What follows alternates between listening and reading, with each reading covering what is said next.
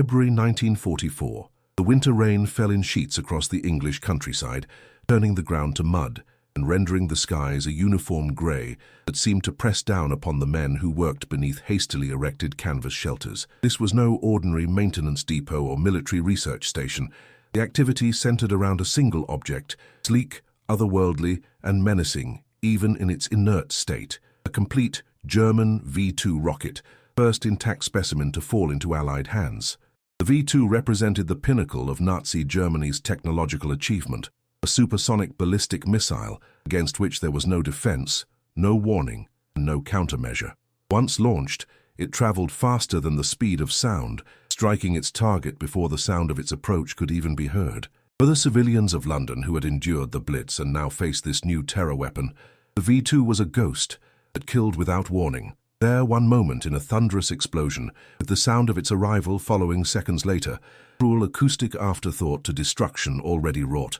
For the Allied command, understanding this weapon had become an urgent priority. And so, at a secret facility in the English countryside, a team of engineers and scientists worked feverishly to unlock its secrets, unaware that the most significant discovery awaiting them had nothing to do with propulsion systems, guidance mechanisms, or warhead design. Dr. William Foster, seconded from Cambridge University's engineering department to the War Office, stared at the gleaming metal cylinder with a mixture of professional admiration and visceral revulsion. As a man dedicated to applying science for the betterment of humanity, he couldn't help but appreciate the technical brilliance of the V-2's design. As someone who had pulled the broken bodies of rocket victims from London rubble during his mandatory civil defense shifts, he couldn't forget what this machine was created to do. "Shall we proceed with the disassembly of the guidance section?" asked Major James Henley, the military officer overseeing the operation. Foster nodded, adjusting his wire-rimmed spectacles. "Yes, but with extreme caution. German engineers are known to booby-trap abandoned equipment. We must assume the same could be true here." The team worked methodically, documenting every component, every wire, every connection. The rocket had been recovered from a rare failed launch. It had cleared the pad at Peenemünde, but suffered catastrophic guidance failure seconds later, crashing into the Baltic Sea not far from the shore. Swedish fishermen had found it, and through the complex web of resistance networks and intelligence operatives, the damaged but largely intact missile had made its way to England. It was a technical intelligence coup of the highest order. As the team carefully dismantled the guidance compartment, a young technician named Alan Pierce suddenly stopped, his tools hovering over an internal component. "Sir," he called to Foster, "there's something unusual here." Foster moved quickly to the technician's side, peering at the section Pierce was indicating. Inside a sealed compartment that should have contained only gyroscopic stabilizers was a small metal cylinder, roughly the size of a cigarette case, clearly not part of the original design. "Everyone back," ordered Major Henley sharply. "It could be an explosive device." The room cleared quickly, leaving only Foster, Henley, and a military explosive ordnance disposal specialist named Sergeant Wallace. Wallace examined the cylinder carefully through a magnifying glass without touching it. "It's not wired to anything," he concluded after several tense minutes. "No visible trigger mechanism. If it is a booby trap, it's like nothing I've seen before." Foster studied it thoughtfully. "It appears to be a container of some kind, not a bomb component." Henley remained skeptical. "The Germans are nothing if not devious. We should remove it remotely." After elaborate precautions, including the construction of a remote handling system, using spare parts and considerable ingenuity, the cylinder was carefully extracted from the guidance compartment and placed in a bomb disposal container. When no explosion followed, Wallace cautiously approached and examined it again. "It's sealed, sir. Threaded cap. Very precise engineering." With painstaking care, the sergeant unscrewed the cap. Inside was not explosives nor sabotage materials, but something altogether more unexpected, a tightly rolled piece of paper. Foster carefully extracted it with fine tweezers, unrolling it on a clean workbench. The message was handwritten in German. As Foster translated, his expression transformed from concentration to astonishment. "God," he whispered. Major Henley leaned forward. "What does it say?" Foster read aloud, his voice slightly unsteady. "To those who find this, we are forced to build these weapons that kill the innocent. Know that many of us work under duress. We sabotage what we can without detection. This rocket has been deliberately flawed to fall short of any target. Where we cannot sabotage, we delay. There are more of us than they know. Not all Germans serve Hitler willingly. May this war end soon. God forgive us for what we cannot prevent. The message was unsigned, a necessary precaution for whoever had risked their life to place it there. The room fell silent as the implications of the message sank in. It was not just a technical revelation, but a human one. Behind the fearsome technology of the Third Reich were individuals trapped in a moral nightmare, finding what small ways they could to resist. "This changes things," Henley said finally, breaking the silence. "This isn't just about understanding their technology anymore. This suggests an active resistance within their rocket program." Foster nodded, still staring at the message.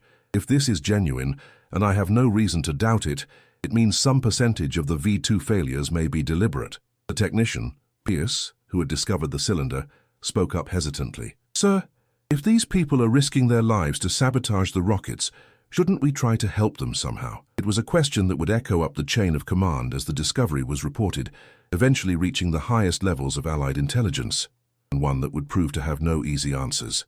300 kilometers away in London, Colonel Michael Harrington of British military intelligence read the report on the recovered V2 with intense interest. The technical details were being handled by the scientific teams, but the discovery of the message had elevated this particular rocket from a technical intelligence matter to something with potentially broader strategic implications. "What do we make of this, Edwards?" he asked his aide, a sharp-featured captain who had been a barrister before the war. Edwards considered the question carefully. "It could be genuine, sir. We have intelligence suggesting the Germans are using slave labor from concentration camps for their rocket program. Sabotage would be a natural response."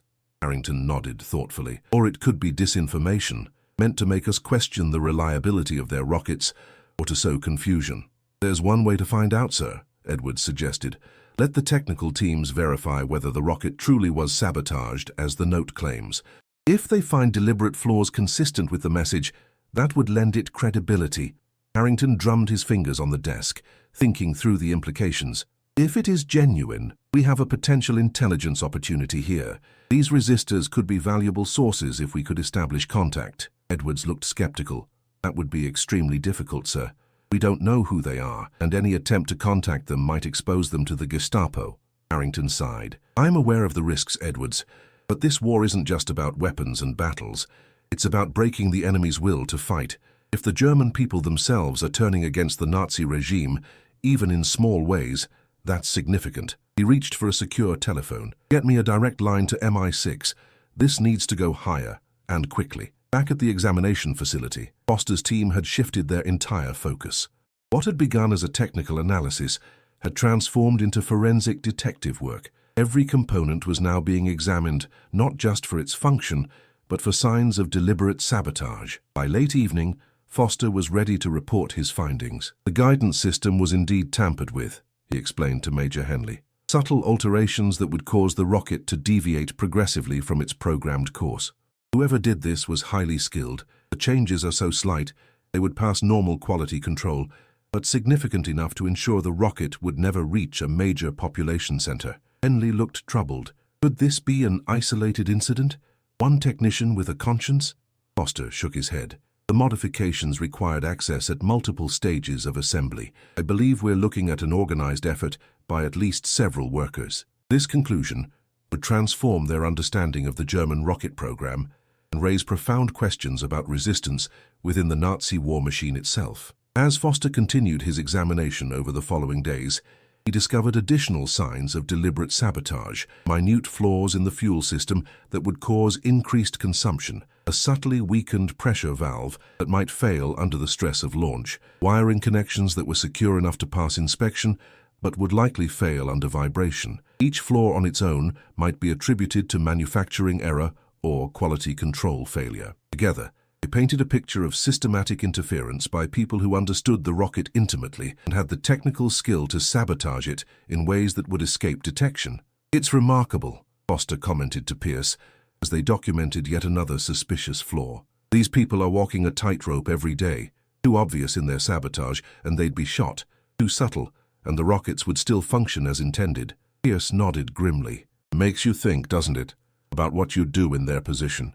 Foster had been contemplating that very question since discovering the message. "I'd like to think I'd have their courage," he said quietly. "But living under a totalitarian regime, with the constant threat of death not just for yourself but for your family. It's impossible to know until you're faced with it. In Berlin, SS Obersturmbannführer Kurt Müller slammed his fist on the desk, causing the collection of reports to jump slightly. 30% failure rate is unacceptable, he shouted at the nervous production manager standing before him.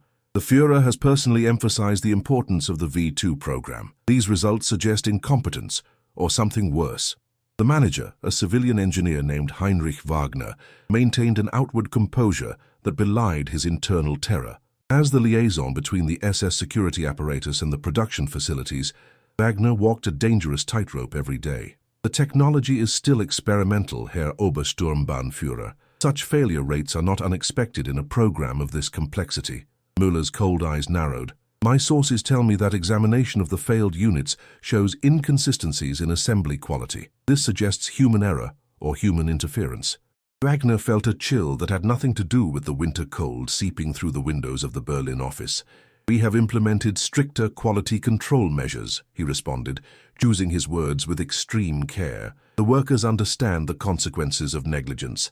What Wagner could not reveal was that he himself was part of the covert resistance within the V2 program, a network of German engineers, technicians, and forced laborers who worked in subtle ways to undermine the effectiveness of the terror weapon without drawing lethal attention from the SS guards who monitored production. The resistance had begun small, a deliberately misaligned component here, a weakened weld there, but had grown more organized and effective as the war situation deteriorated and more Germans began to question the Nazi leadership. The use of concentration camp prisoners as forced labor in the underground production facility at Mittelwerk had further galvanized the German civilian engineers. Many had joined the Nazi Party for career advancement, not out of ideological fervor, and the daily sight of emaciated prisoners being worked to death horrified those who retained any human decency. For Wagner and his secret network, sabotage had become a moral imperative, a way to resist when open opposition meant certain death. After Müller's departure, Wagner returned to his small office, his mind racing. The scrutiny was intensifying. Security had been tightened further, with SS men now monitoring the assembly lines directly. Random inspections had increased, and several workers had already disappeared, taken for questioning, and never seen again. The resistance network communicated through the most minimal of signals, a chalk mark here. Particular component placed in a specific orientation there. Actual conversation about their activities was too dangerous. Wagner opened his desk drawer and removed a technical diagram, ostensibly reviewing it, while his mind processed the implications of Müller's visit. The message he had placed in the guidance system of a rocket 3 months earlier weighed heavily on his conscience. Had it been discovered? Was that the reason for the increased scrutiny? Or had the rocket been destroyed on impact, the message lost forever? There was no way to know, and the uncertainty gnawed at him. It had been a desperate act, an attempt to communicate to the outside world that not all Germans were willing participants in the Nazi war machine. Now, he feared it might have endangered the entire network. In London, Colonel Harrington had taken the findings about the sabotaged V2 directly to his superiors at MI6. The implications were significant enough to warrant attention at the highest levels. If this sabotage network truly exists on the scale suggested by Dr. Foster's analysis, we need to determine how to proceed, Harrington explained to the assembled intelligence officers. Do we attempt to make contact? Do we publicly reveal the existence of internal German resistance to undermine Nazi morale? Or do we remain silent to protect these people? The oldest man in the room, a veteran intelligence officer who had run networks across Europe since the war's beginning, spoke up. If we make this public, we sign their death warrants. The Gestapo will tear apart the entire production system until they find everyone involved. The younger officer countered, but think of the propaganda value. Germans themselves rejecting Nazi leadership, actively working against Hitler's wonder weapon. The debate continued late into the night, with the final decision being one that would haunt some of those present for decades to come. The complexities of the situation extended beyond simple operational considerations. The Allied bombing campaign against German cities made no distinction between Nazi loyalists and those who might secretly oppose the regime. The political narrative of the war had been framed as a struggle against a monolithic evil, with little room for acknowledging that resistance existed within Germany itself. Recognizing the message in the V2 as genuine would require a more nuanced view, one that might complicate both military strategy and post-war planning. There were also those who questioned the significance of such small acts of resistance. Even if these saboteurs are reducing the effectiveness of some V2s, the vast majority are still hitting their targets, one officer pointed out. London civilians are still dying daily. Are we supposed to feel gratitude toward German engineers who continue to build terror weapons, even if they occasionally sabotage one? These moral ambiguities had no easy resolution, and as dawn broke over London, the decision that emerged was a compromise that satisfied no one completely. Dr. Foster had returned to his Spartan quarters on the facility grounds, the weight of the day's discoveries heavy on his mind. The message in the rocket had affected him deeply. As a scientist, he had always maintained the comforting fiction that the lines between ally and enemy were clear and distinct. The note had shattered that notion, revealing the complex human reality beneath the conflict. Behind enemy lines were not just faceless Nazis, but individuals caught in moral dilemmas he could scarcely imagine. People risking their lives not with guns on battlefields, but with minor adjustments to guidance systems on assembly lines. He thought of the unknown person who had placed that message, knowing it might never be found, or might be discovered by their own superiors with fatal consequences. What courage that had required, what desperation. Foster had spent the war thus far developing technologies to defeat Germany. Now, for the first time, he was confronted with the reality that some of the people he had viewed as the enemy were, in their own way, fighting the same battle he was. The decision from London came down the following morning. Absolute secrecy. The discovery of the message and the evidence of sabotage would be classified at the highest level. Only those with direct involvement would know, and they were sworn to silence under the Official Secrets Act. The rationale was protection of the saboteurs, but some, including Foster, suspected other motives as well. Acknowledging internal German resistance complicated the narrative of a war against a uniformly evil enemy. It raised uncomfortable questions about bombing campaigns that made no distinction between the guilty and those who might secretly oppose Nazi rule. Moreover, as the war progressed and the post-war world came into consideration, maintaining the fiction of collective German guilt might serve political purposes in whatever settlement followed Hitler's defeat. The human story, the desperate act of conscience by unknown workers, would remain buried in classified files, a footnote to the larger technical intelligence coup of capturing an intact V2. Foster's objections to this approach were overruled. But these people reached out to us, he argued to Major Henley. They risked their lives to communicate. Don't we owe them some response? Henley's expression was sympathetic but firm. What would you have us do, Foster? Drop leaflets over Peenemünde saying, "Message received, keep up the good work." We'd be signing their death warrants. Foster had no answer to this, but the decision still felt wrong. A betrayal of the human connection, however tenuous, that had been established through that hidden message. In the end, he complied with the secrecy directive, but the moral discomfort remained. The rocket itself was disassembled completely, its components sent to various research facilities, its secrets extracted to develop potential countermeasures. The message was sealed in a classified file, its existence known only to a handful of people who were forbidden from ever acknowledging it publicly. For the remainder of the war, Allied intelligence monitored the V2 program closely, noting the continuing high failure rate with newfound understanding. Each rocket that fell short of its target or failed to detonate might represent not just technical difficulties, but the desperate courage of those within the Third Reich who found small ways to resist. When the war in Europe finally ended in May 1945, Allied technical teams raced to secure the V2 production facilities and gather both the technology and the German scientists who had created it. Operation Paperclip would bring many of those scientists to America, where their knowledge would eventually help launch the first American satellites and ultimately put men on the moon. Among those scientists were individuals who had been part of the secret sabotage network, their past acts of resistance carefully concealed as they sought to secure places in the post-war world and avoid potential Soviet captivity. Heinrich Wagner survived the war, though many of his fellow resistors did not.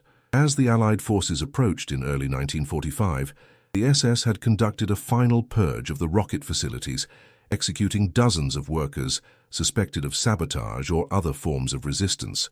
Wagner escaped only because of his careful cultivation of his outward Nazi persona and the protection of several scientists who valued his technical contributions. After the war, during his interrogation by American intelligence officers, he made a calculated decision to remain silent about the sabotage network. Some of those involved had died, Others were seeking new lives in the West, or had families still vulnerable in Soviet-occupied territories. The full story of their resistance remained untold, a secret shared only among the survivors themselves in private conversations years later, when the war had faded into history for most of the world. One such conversation occurred in 1958 at a rocket development facility in Huntsville, Alabama. Wagner, now working under a different name as part of the American space program, encountered another German engineer who had been part of the resistance network at Peenemünde. In a quiet moment, away from their American colleagues, the other engineer asked, "Did you ever wonder if any of our messages were found?" Wagner shook his head. "I tried not to think about it. It seemed unlikely." The other man nodded thoughtfully. "I sometimes wonder if we made any difference at all. So many rockets still hit their targets. So many people died." Wagner had no answer to this. The moral calculus of their actions, continuing to build weapons while trying to sabotage them, had never been clear, not even to themselves. They had done what seemed possible under impossible circumstances, finding tiny spaces for conscience in a system designed to eliminate it entirely. Whether it had been enough, whether it had been right, these were questions that would haunt them for the remainder of their lives. Dr. William Foster returned to Cambridge after the war, resuming his academic career with a profound sense of disillusionment. The message in the rocket had been only the first of many moral complexities he encountered as the Allied forces moved into Germany and the full horrors of the Nazi regime came to light. The neat divisions of wartime propaganda had been replaced by the messy realities of human behavior under extreme conditions, collaboration and resistance often existing within the same individual, courage and cowardice separated by circumstances rather than character. He had participated in the technical debriefings of captured German scientists, some of whom may have been part of the very resistance network that had planted the message he discovered. The irony was not lost on him, but the Official Secrets Act prevented him from ever asking directly. Foster would maintain his silence for decades, even as former enemies became allies in the new Cold War configuration, even as the V2 technology was developed further into the ICBMs that held the world hostage under the doctrine of mutually assured destruction. For Foster, the memory of that message remained vivid, not just its words, but the human desperation behind them. During the bleakest moments of the Cold War, when nuclear annihilation seemed imminent, he found himself thinking of those unknown Germans who had risked everything to sabotage a terror weapon, wondering if similar acts of conscience were occurring within the Soviet or American missile programs. The lesson he had taken from the V2 message was that humanity persisted even in the most dehumanizing systems, that moral choice remained possible even when the cost of exercising it was potentially fatal. It was a lesson he tried to impart to his students in subtle ways, never directly referencing the classified incident that had taught it to him. "Engineering is never morally neutral," he would tell them. "Every technology you create will present moral choices in its application. Be conscious of those choices. Be willing to accept responsibility for them." In Berlin, now divided by the Iron Curtain, the legacy of the V2 program took different forms in East and West. In the East, the Soviet authorities emphasized the use of slave labor in the rocket facilities, presenting it as evidence of the inherent criminality of Western capitalism, which had so eagerly embraced the scientists responsible. In the West, the narrative focused on the technological achievement, divorced from its origins as a terror weapon, recast as the beginning of humanity's journey to space. Neither narrative had room for the complexity of the resistance network, Germans who had both participated in and undermined the Nazi rocket program. This historical erasure served the purposes of both Cold War powers, allowing for simpler narratives about heroes and villains, progress and reaction. The human truth, that moral compromise, resistance, complicity and courage had existed simultaneously within the V2 program, remained unexplored in public discourse. It was not until 1976, more than 30 years after the discovery, that Foster broke his silence. Approaching the end of his life and concerned that this chapter of history would die with him, he wrote a carefully worded letter to the British authorities requesting permission to publish a limited account of the V2 message. The response was swift and negative. Even 3 decades later, certain aspects of wartime intelligence remained sensitive, particularly where they intersected with the early history of the space program and the biographies of prominent rocket scientists who had begun their careers serving the Third Reich. Foster would die the following year, taking the secret with him, though he left sealed papers with instructions for their release 50 years after his death. Those papers remain in the Cambridge University archives, unavailable to researchers until 2027. The story might have remained completely buried were it not for the fall of the Berlin Wall and the subsequent opening of East German Stasi archives in the early 1990s. Among the millions of pages of documents were interrogation records from the immediate post-war period, when Soviet forces had captured their own contingent of German rocket scientists and support personnel. Several of these records contained confessions, extracted under duress, detailing sabotage activities within the V2 program. Western historians researching these newly available archives made the connection to long-standing rumors about internal resistance at Peenemünde and Mittelwerk. Gradually, the story began to emerge into public view, though without the emotional impact of the original message that Foster had discovered in that rain-soaked English facility in 1944. In 1995, an elderly Alan Pierce, the technician who had first spotted the anomalous cylinder in the V2 guidance system, gave an interview to a military history journal. No longer bound by the Official Secrets Act due to the partial declassification of wartime intelligence operations, Pierce provided the first public account of the discovery. "It changed how I saw the war," he recalled. "Until then, it had been straightforward. Us against them, good against evil." That message made everything more complicated. These were people trapped in a terrible situation, finding what small ways they could to resist. The interview attracted little mainstream attention, appearing in a specialized publication with limited circulation, but it began a slow process of historical reassessment among scholars of the period. Subsequent research in German archives uncovered additional evidence of organized sabotage within the V2 program, confirming what Foster and his team had suspected in 1944. Today, the story of resistance within the Nazi rocket program remains a complex and contested narrative. For some, it represents a morally ambiguous compromise, scientists who continued to work on weapons of terror while attempting to mitigate their effectiveness. For others, it demonstrates the persistence of human conscience even within the most oppressive regimes.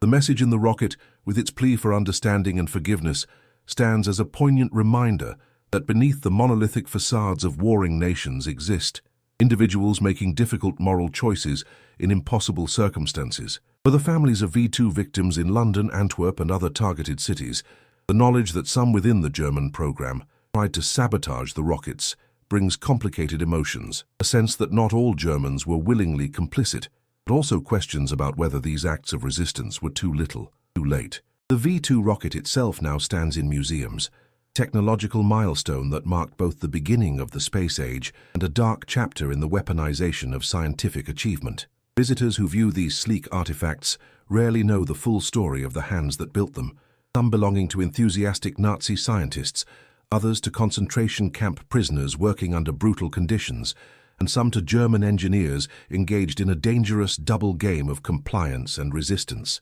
The message found inside that captured rocket in 1944 represents all the hidden stories of World War II, the individual acts of conscience that official histories often overlook in favor of grand strategies and sweeping movements. It reminds us that even in humanity's darkest hours, the light of individual moral courage continues to flicker, sometimes in the most unexpected places, even within the guidance system of a terror weapon falling from the sky. If you visit the Imperial War Museum in London today, you can see a V2 rocket on display, restored, imposing, and accompanied by informational plaques describing its technical specifications and deadly impact on the civilian population.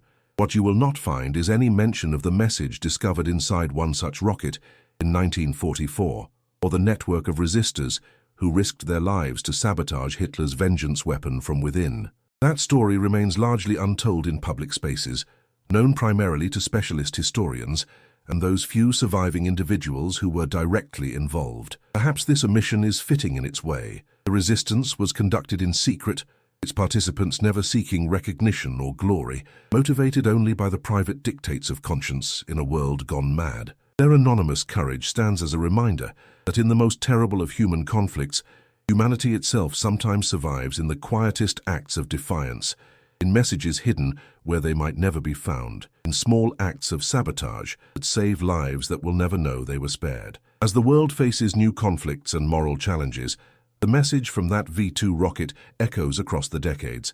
Even within the most oppressive systems, individual conscience persists.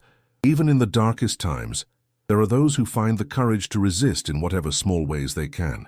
The Allied engineers who opened that captured rocket and found the message inside discovered not just an act of sabotage, but a testament to the indomitable nature of the human spirit. It is a lesson worth remembering.